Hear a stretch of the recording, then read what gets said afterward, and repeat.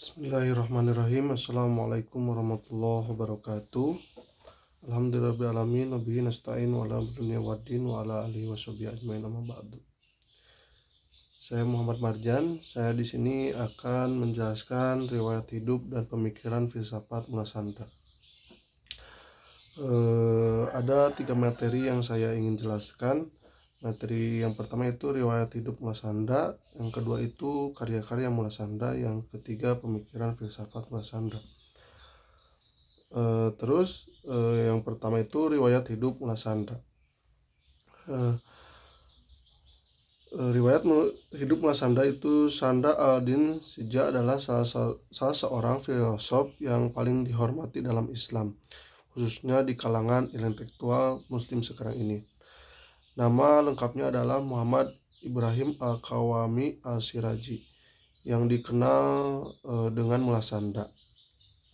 Gelar kehormatannya Syal al-Din, ahli agama, menunjukkan derajat tingginya di dalam lingkaran teologis tradisional, sementara sebutannya sebagai teladan atau autorisna filosof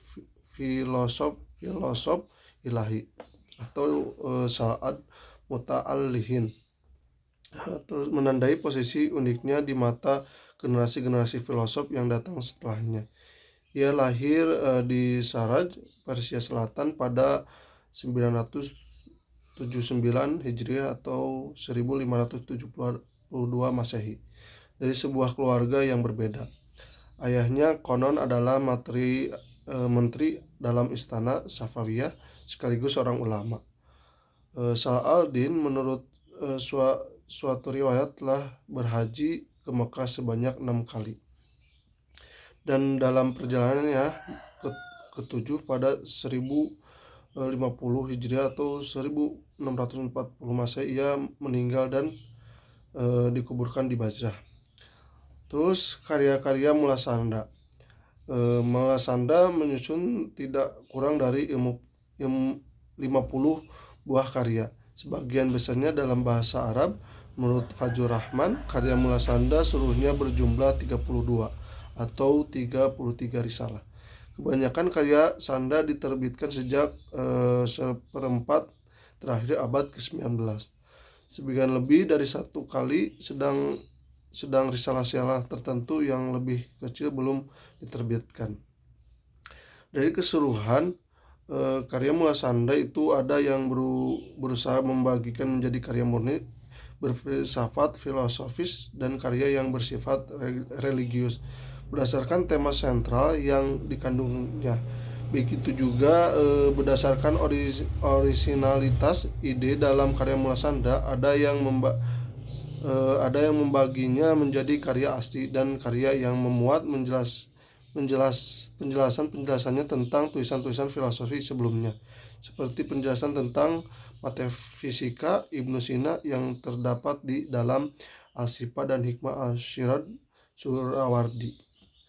Terus yang ketiga yaitu pemikiran Mulasandra tentang epistemologi. Dalam epistemologi Mulasandra, Al-Quran merupakan jalan utama untuk mencapai pengetahuan hakiki. Kitab suci bagi Mulasandra merupakan sumber ilham pemikiran filsafat dan teosofi yang tak dapat digantikan oleh kitab lain. Mulasandra menilai Al-Quran dengan wujud itu sendiri. Wujud seperti Al-Quran mempunyai huruf-huruf yang merupakan kunci-kunci menuju dunia gaib. Dan gabungan huruf terbentuklah ayat-ayat, dan dari ayat-ayat tersusun surah-surah kitab suci. Selanjutnya dari kombinasi surat dihasilkan kitab wujud yang memanifestasikan diri dalam dua cara, sebagai Al-Furqan atau pembeda, dan Al-Quran atau pembacaan. Kedua istilah merupakan nama Al-Quran. Aspek Al-Furqan kitab suci adalah makrokosmos dengan segala keragamannya, sedangkan aspek Al-Quran adalah realitas spiritual arketip manusia atau yang umum disebut manusia universal atau sempurna. Karena itu kunci-kunci mafatih menuju dunia gaib sejauh wahyu Al-Quran dikaji juga merupakan kunci-kunci bagi pemahaman akan dimensi tak tampak dari dunia asistensi eksternal dan wujud batin manusia dan sebaliknya. Nah, mungkin segitu materi presentasi singkat saya. Wassalamualaikum warahmatullahi wabarakatuh.